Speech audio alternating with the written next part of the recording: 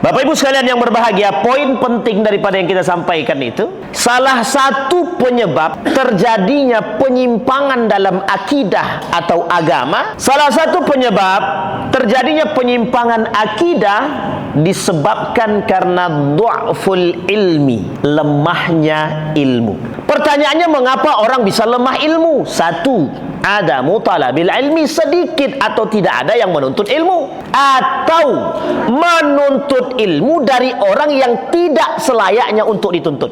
Adakah orang yang tidak layak untuk dituntut ilmunya? Ada. Orang yang tidak sejalan perkataan dengan perbuatan. Bahasa lainnya nifaq, munafik atau fasik. Saya ingin merespon satu video yang sedang lagi rame di media sosial. Seorang boti, lagi rame Pak boti ini sekarang. Dai banci, dai bencong. Uniknya pengikutnya banyak. Kata Nabi dalam hadisnya, la'anallahu syabbahar rijal bin nisa wan nisa bir rijal. Allah melaknat laki-laki yang menyerupai perempuan, perempuan menyerupai laki-laki, bukan menjadi, menyerupai. Maka laki-laki jangan bawa tas perempuan. Laki-laki tidak usah pakai rok. Inilah perempuan pula yang pakai laki, rambut dipotong pendek biar kayak laki-laki tomboy. Kodrat Anda perempuan, nikmati aja. Dan kodrat kita laki-laki, nikmati aja. Semuanya punya peluang masing-masing menuju surga. Tapi yang menjadi masalah, mengapa orang seperti ini bisa jadi dai dan kemudian dipertontonkan? Artinya ilmu yang tadinya tinggi diperkecil oleh karakter. Ilmu dihinakan oleh perbuatan maksiat. Ilmu yang tinggi diperbudak oleh karakter yang brutal. Akhirnya apa? Mereka katakan bahwa perbuatan seperti ini biasa. Kita harus memberikan ruang kepada mereka-mereka seperti ini untuk berkreasi. Jangan kita bunuh mereka, kata mereka begitu. Artinya kita sedang diajak untuk menormalkan perbuatan-perbuatan yang terlaknat seperti itu. Dan uniknya di dalam majelis kajian, ibaratnya kita sedang menelanjangi ayat-ayat Al-Quran. Kita sedang membiarkan ayat-ayat Al-Quran ditelanjangi, diinjak oleh orang-orang yang melanggar aturan syariat. Coba bayangkan. Pertanyaannya adalah, mengapa bisa terjadi?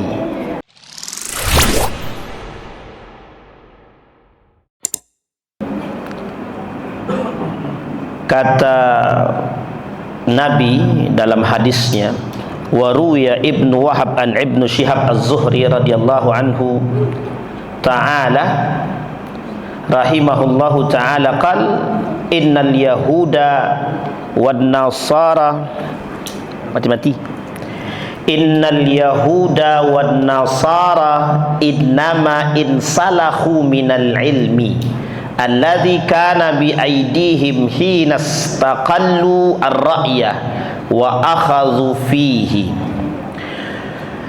Wa qala an-nabi sallallahu alaihi wasallam wa ruwiya al-Bukhari fi sahihihi an Urwah radhiyallahu anhu qala hajja alaina Abdullah ibn Amr fasami'tuhu yaqul sami'tu Rasulullah sallallahu alaihi wasallam yaqul inna allaha la yanzi'ul ilma ba'da an a'tahumuhum intiza'an walakin yantazi'uhu minhum ma'a qabdil ulama bi'ilmihim fayabqa nasun juhalun yustaftawna fayuftuna bira'yihim fayadilluna wa yadilluna fahaddathtu bihi Aisyah radhiyallahu anha zaujat Nabi sallallahu alaihi wasallam thumma inna Abdullah bin Amr hajja ba'd faqalat ya ibnu ukhti intaliq ila Abdullah fantasbit li minhu alladhi haddastani anhu faji'tuhu fasa'altuhu fahaddathani bihi kanahwi ma haddathani fa'ataitu Aisyah fa'akhbartuhu faqalat wallahi laqad hafiza Abdullah bin Amr radhiyallahu anhu. Bapak Ibu sekalian yang berbahagia, malam hari ini kita akan menyampaikan persoalan yang sangat krusial dan sensitif.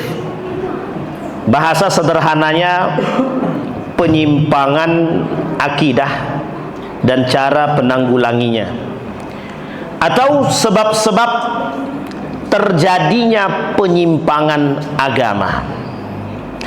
Baik Bapak Ibu sekalian yang berbahagia, dalam hadis yang pertama yang tadi yang saya bacakan, apa kata hadis tersebut? Yahudi dan Nasrani innama insalahu minal ilmi. Terkadang Yahudi dan Nasrani ini selalu berusaha mencoba menjadikan ilmu ini salah satu sasaran empuk untuk dipopulerkan di dunia. Dan mereka bisa saja menggunakan ilmu untuk memutar balik fakta. Alladzi kana bi aidihim, dengan tangan mereka, hina istaqallur ra'ya wa akhadhu fihi, dan mereka bisa memanfaatkan ilmu tersebut untuk diri mereka dengan tangan mereka. Di dalam hadis yang lain Nabi bilang, Allah mencabut orang-orang berilmu. Allah mencabut ilmu itu dari muka bumi ini dengan berbagai macam cara. Bisa jadi cara Allah mencabut, kata Nabi, biqabdil ulama biilmihim, dengan cara mencabut para ulama dengan keilmuan mereka. Maksudnya bagaimana? Ada makna yang lain di balik kalimat tersebut? Ada. Bagaimana mencabut ulama? Bagaimana mencabut ilmu? Cara Allah mencabut ilmu dengan mencabut ulama. Bagaimana cara Allah mencabut ulama? Ada beberapa pandangan. Pandangan yang pertama, mematikan ulama, mematikan orang alim, orang saleh. Itu yang pertama. Yang kedua, cara Allah mencabut ilmu tadi, menjadikan ilmu yang ada pada para ulama tersebut tidak bermanfaat. Yang ketiga, ulama yang terselewengkan. Kalau bahasa lain, ulama dunia. Pertanyaannya muncul, mengapa ilmu dicabut dan apa yang tersisa? Ilmu dicabut disebabkan pertama, adamun nas fi talabihi, sedikitnya manusia yang mencari ilmu. Tapi sekarang banyak yang mencari ilmu, belum selesai. Nanti kita panjangkan lagi. Yang kedua, orang tidak lagi menggunakan ilmu. Yang ketiga, ilmu tak lagi disandarkan pada iman. Bapak Ibu sekalian yang berbahagia, poin penting daripada yang kita sampaikan itu, salah satu penyebab terjadinya penyimpangan dalam akidah atau agama, kita ambil poinnya, kita langsungkan aja akidah, nanti baru agama. Salah satu penyebab terjadinya penyimpangan akidah disebabkan karena du'ful ilmi, lemahnya ilmu. Pertanyaannya, mengapa orang bisa lemah ilmu? Satu, ada mutalabil ilmi, sedikit atau tidak ada yang menuntut ilmu, atau menuntut ilmu dari orang yang tidak selayaknya untuk dituntut. Sampai di sini bisa dipahami Bapak Ibu ya? Ini poin penting nih. Adakah orang yang tidak layak untuk dituntut ilmunya? Ada. Orang yang tidak sejalan perkataan dengan perbuatan, maka itu tak layak ngambil ilmu dari diri dia. Bahasa lainnya nifak, munafik, atau fasik. Ada orang pinter, cerdas, tapi tak sejalan dengan kecerdas, akhlaknya tak sejalan dengan keilmuannya. Tidak usah ambil ilmunya. Dia sendiri tak bisa mengambil dari diri dia, apalagi orang lain. Tapi kita butuh ilmunya, Pak Ustaz. Jika kita mampu mengerjakan ilmu tersebut, ambil. Kalau tak usah. Di kadang saya ingin merespon satu video yang sedang lagi rame di media sosial. Seorang boti, tahu boti? Bapak Ibu tahu boti? Ini terlalu, bahasa ini terlalu gaul kadang-kadang. Boti, lagi rame Pak boti ini sekarang. Dai banci. Dai ustad. Salah, dai bencong. Uniknya pengikutnya banyak. Pengikutnya banyak. Saya ingin membuka pola fikir Bapak Ibu sekarang. Perhatikan, jika berada di tengah Bapak Ibu, saya tidak dalam sedang mengkritik, bisa dipahami ya, tidak dalam sedang mengkritik, tapi dalam sedang mencoba membuka pola fikir kita. Kajian 1 jam, tertawanya 2,5 jam. Paham maksud saya? Apa yang Bapak Ibu dapat? Kita rujuk kepada sejarah. Kita kembalikan kepada cara tradisi keilmuan pada masa Nabi. Ali bin Abi Thalib, orang yang terkenal dengan keilmuan cerdas dan tinggi. Anna madinatul ilmi huwa aliyu babuha. Ali kalau belajar duduk Pak. Dalam satu halaqah nih, Ali duduk, murid-muridnya duduk. Itu kalau Ali yang belajar, seriusnya bukan main. Baru-baru ini ada seorang mahasiswa, murid dosennya Ustadz Adi Hidayat. Siapa ustadznya? Dosennya? Ustadz Adi Hidayat. Dia mahasiswa. Ustadz Adi Hidayat ini ngajar di salah satu universitas dan dosen tetap di situ. Kemudian orang bertanya-tanya, bagaimana model pengajaran beliau dan seperti apa? Apa yang terjadi? Beliau paparkan. 1,5 jam sebelum masuk, sudah harus datang. Tidak boleh pakai laptop, tidak boleh bawa HP. Semua materi ditulis tangan dan harus paham. Kembali kepada masa mana? Masa jahiliyah dulu kah? Masa kecerdasan pada masanya. Saya tak katakan jahiliyah, tapi masa kecerdasan pada saatnya. Seorang penyair menuliskan begini. Kata penyair itu begini. Al-ilmu saydun wal kitabatu qayduhu. Qayyid suyudaka bil hibalil wasiqah. Kata seorang penyair itu, ilmu itu ibarat seperti pancingan, saydun, pancingan. Qayyid suyudaka bil hibalil wasiqah. Ikat pancingan tersebut dengan sekuat-kuatnya. Biar ketika ikan makan dan ditarik sama ikan, talinya nggak copot. Paham maksudnya Pak ya? Kemudian dikatakan, apa kata dia? Qayyid suyudaka bil hibalil wasiqah. Ikat itu, pancingan itu dengan pancingan yang begitu kuat gitu. Ketika Imam Asy-Syafi'i pernah melangkahi kaki gurunya bernama Imam Waqi', maka dituliskan satu syair oleh Imam Asy-Syafi'i. Kata Imam Syafi'i, syakautu ila waqi'in su'a hifzi. Aku datang kepada Imam Waqi' melaporkan betapa sulitnya aku menghafal. Fa arsyadani ila tarkil ma'asi, dan dia sampaikan kepadaku jauhi maksiat. Fa akhbarani, dan dia katakan kepadaku bi annal ilma nur, bahwa ilmu itu adalah cahaya. Wa nurullah la yuhda lil as, yang namanya ilmu tak akan bisa didapat dari pelaku kemaksiatan. Sampai di sini paham ya Bapak Ibu ya? Itu yang ngomong Imam Syafi'i. Kita sedang melakukan aktivitas keagamaan, kita datangkan kemaksiatan. Kontradiktif dengan perbuatan.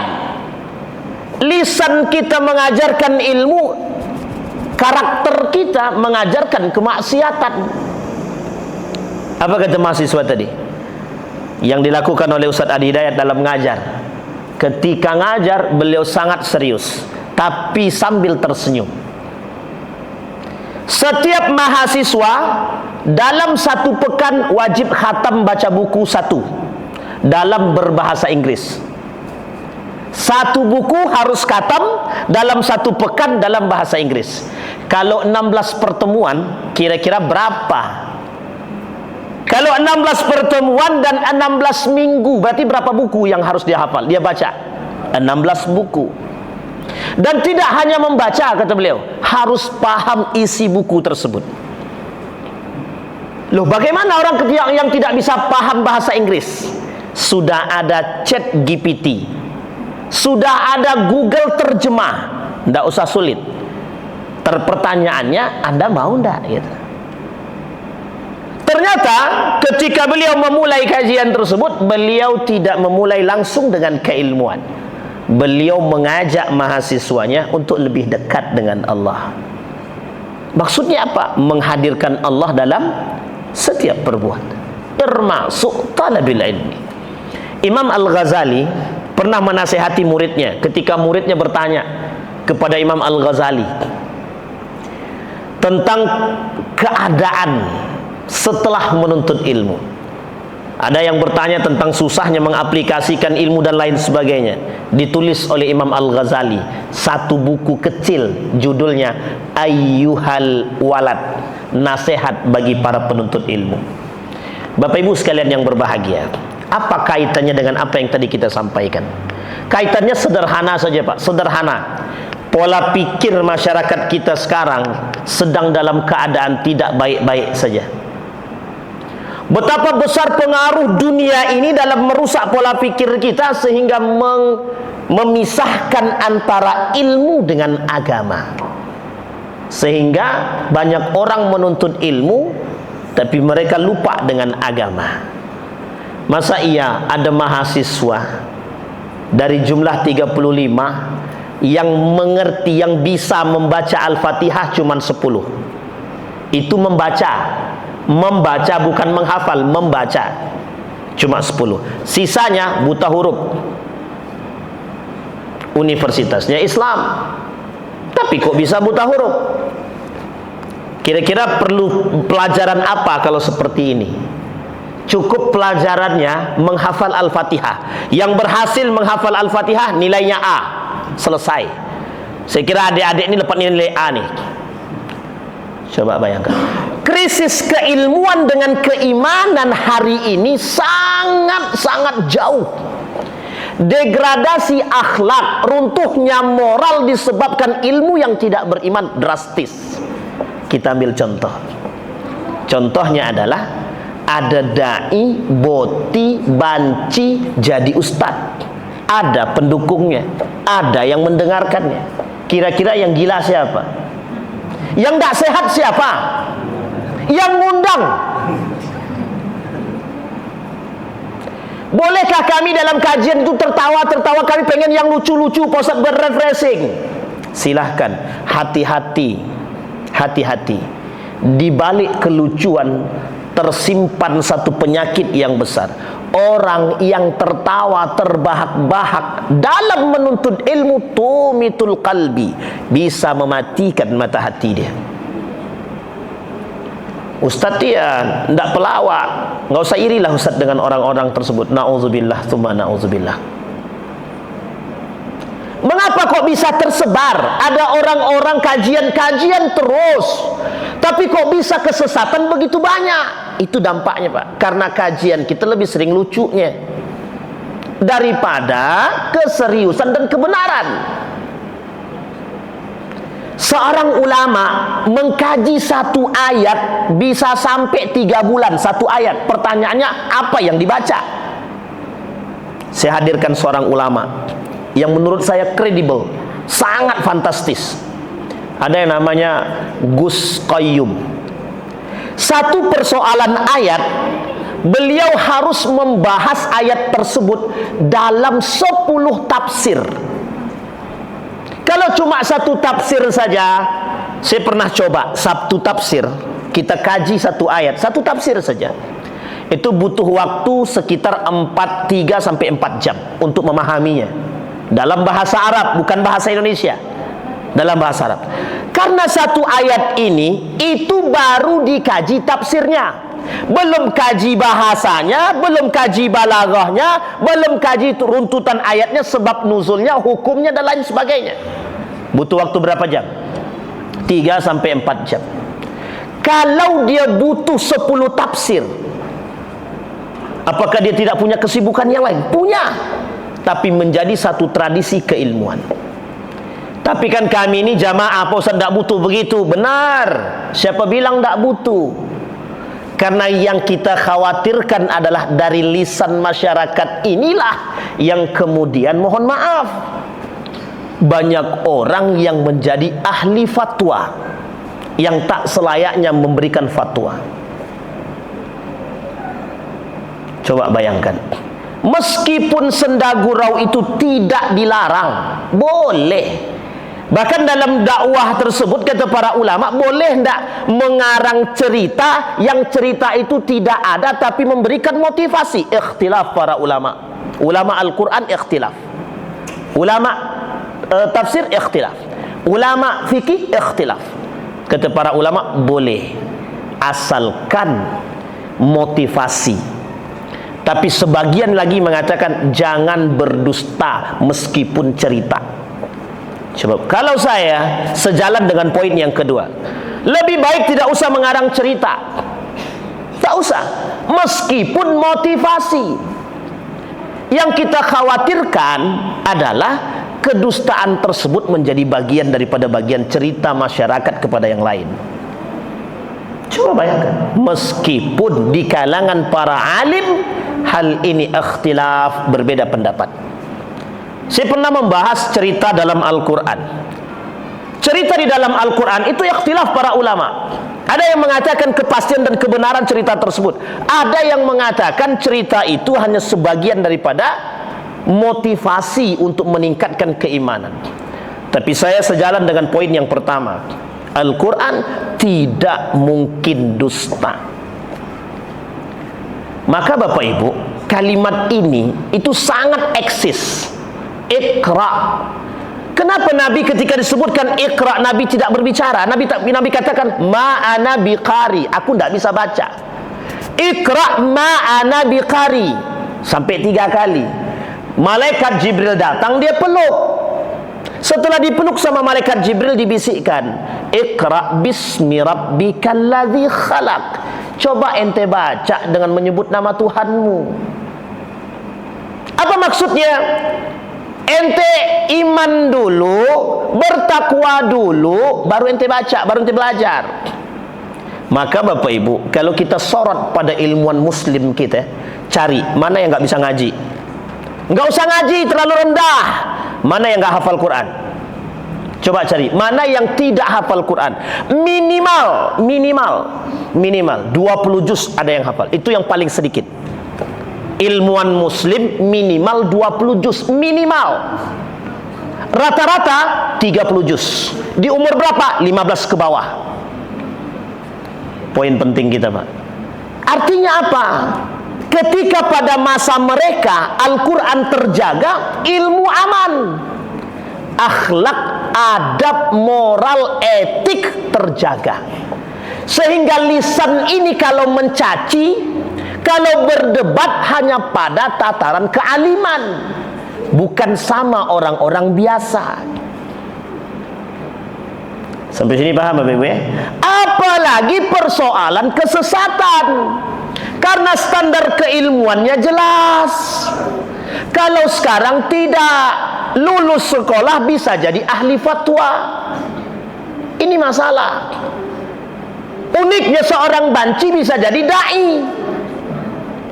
Dan uniknya lagi, kemana cara berpikir orang-orang yang mengundang dia? Apakah kita dituntut untuk menormalkan perbuatan-perbuatan, mohon maaf, laki-laki yang tak selayaknya berbuat seperti perempuan? Kata Allah kata Nabi dalam hadisnya, la'anallahu syabbahar rijal bin nisa wan nisa bir rijal. Allah melaknat laki-laki yang menyerupai perempuan, perempuan menyerupai laki-laki, bukan menjadi, menyerupai. Maka laki-laki jangan bawa tas perempuan. Laki-laki tidak usah pakai rok. Inilah perempuan pula yang pakai laki, rambut dipotong pendek biar kayak laki-laki tomboy. Kodrat Anda perempuan nikmati aja, dan kodrat kita laki-laki nikmati aja. Semuanya punya peluang masing-masing menuju surga. Tapi yang menjadi masalah, mengapa orang seperti ini bisa jadi dai dan kemudian dipertontonkan? Artinya ilmu yang tadinya tinggi diperkecil oleh karakter, ilmu dihinakan oleh perbuatan maksiat, ilmu yang tinggi diperbudak oleh karakter yang brutal. Akhirnya apa? Mereka katakan bahwa perbuatan seperti ini biasa.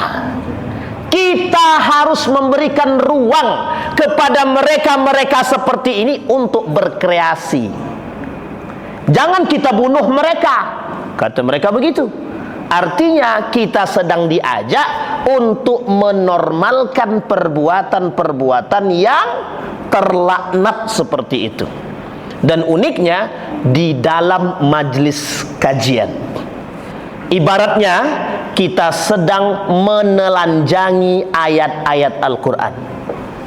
Kita sedang membiarkan ayat-ayat Al-Quran ditelanjangi, diinjak oleh orang-orang yang melanggar aturan syariat. Coba bayangkan. Pertanyaannya adalah, mengapa bisa terjadi? Masuk pada poin kita yang pertama tadi, dha'ful ilmi, lemahnya ilmu. Pertanyaannya, kok bisa? Karena mereka tidak memandang bahwa ilmu itu adalah cahaya. Jadi seolah-olah siapapun bisa berbicara tanpa iman. Seolah-olah orang yang menuntut ilmu sampai kelas tertinggi, bergelar profesor, sudah dianggap terbaik dan tertinggi secara akhlak dan secara akal dan akademisi. Kita bangga, Pak. Datang profesor ngisi, wah, masjid kami yang ngisi profesor. Iya kalau imannya bagus. Kalau otaknya seleweng, kita ikutan. Rata-rata omongan mereka jauh lebih didengar daripada yang tak bergelar. Coba bayangkan. Apa sebab? Karena dha'ful ilmi. Kita mengidolakan manusia dengan akademiknya, tapi kita tidak mengidolakan iman yang ada pada diri dia. Ini yang poin penting yang harus kita sampaikan. Ini Bapak Ibu, mengapa kita sampaikan? Karena begitu mudahnya hari ini kita temukan. Bapak Ibu lihat, lagi tersebar juga videonya sama. Perayaan Maulid Nabi, di atas pentas perempuan pakai celana pendek. Maksud sederhananya begini, sebelum sholat dia maksiat, habis itu dia sholat. Selesai sholat lanjut maksiat. Kita sedang menelanjangi Rasulullah, kita sedang menginjak-injak Rasulullah dengan perbuatan-perbuatan tercela. Di mana letaknya? Ini adalah hiburan toleransi. Ini adalah kebaikan untuk bersama. Di mana letak kebaikannya? Sesat. Meskipun tidak di Riau, Pak Ustaz. Sekarang kita lihat di mana banyak kejadian tersebut kita temukan. Syekh Hasyim Al-Asy'ari dalam kitabnya Risalah Ahlus Sunnah wal Jamaah. Saya bacakan, Pak. Apa kata Syekh Hasyim Al-Asy'ari dalam kitab Risalah Ahlus Sunnah wal Jamaah? Beberapa tahun yang lalu beliau tulis, 1900 sekian. Kata beliau, fi bayani tamassuk ahli Jawa bi madhhabi ahli sunnah wal jamaah wa bayan ibtida'u zuhuril bid'ah wa intisharuha fi ardi Jawa wa bayanu anwa'ul mubtadi'in al mawjudina fi hadzal zaman. Apa kata beliau? Menjelaskan tentang orang-orang Jawa yang banyak berpegang teguh pada mazhab Ahlus Sunnah wal Jamaah. Uniknya kalimat tersebut dilanjut, dan menjelaskan awal mula bid'ah dan tersebarnya bid'ah tersebut di negeri Jawa. Wabayan, dan penjelasan tentang macam-macam mubtadi'in, orang-orang yang pelaku bid'ah, al-mawjudin, yang ada fi hadzal zaman, di zaman ini. 1900-an beliau tulis. Hari ini semua yang beliau katakan terbukti semua. Tak ada satupun yang tidak terbukti. Mengapa kok di sana muncul aneh-aneh? Ada orang bicara dengan Tuhan lewat HP. Ada orang bisa kontak batin. Ada orang ini dan lain sebagainya. Ada orang-orang yang seperti ini. Ada banci jadi ustadz, ada kajian maulid Nabi goyang-goyang, ada son horek dan lain sebagainya. Ya Allah ya Rabbi. Ada orang yang bisa menggandakan uang di Jawa juga. Ada orang yang ngaku Tuhan di Jawa juga. Ada orang yang ngaku malaikat di sono juga. Pertanyaan kita Bapak Ibu sekalian yang berbahagia, apa masalahnya? Kok bisa? Tapi alhamdulillah Pak Ustaz, di Sumatera tidak ada. Siapa kata tak ada? Di Sumatera banyak manusia yang mohon maaf mengidolakan manusia yang penuh dengan kemaksiatan. Justru dijadikan panutan. Itu pula jeleknya Sumatera itu. Jadi semua ada jeleknya, tapi ada bagusnya juga gitu. Tidak hanya itu saja. Ya memang kita harus akui persoalan Ahlus Sunnah wal Jamaah memang kencang di sono awalnya. Kemudian kita mengikuti. Tapi ingat, di balik tersebar tersebut juga banyak tersebar orang-orang yang mengaku nabi dan lain sebagainya. Bapak Ibu sekalian yang berbahagia, sederhana Pak, sederhana bahasa kita nih. Sebenarnya sederhana saja persoalannya. Dha'ful ilmi, lemahnya ilmu. Tak usah jauh-jauh, dalam masjid ini saja. Andai kata pemahaman yang saya sampaikan ini cuma setengah dan Bapak Ibu sampaikan ke orang lain, selesai urusan. Sesat yang bisa kita sampaikan kepada orang lain.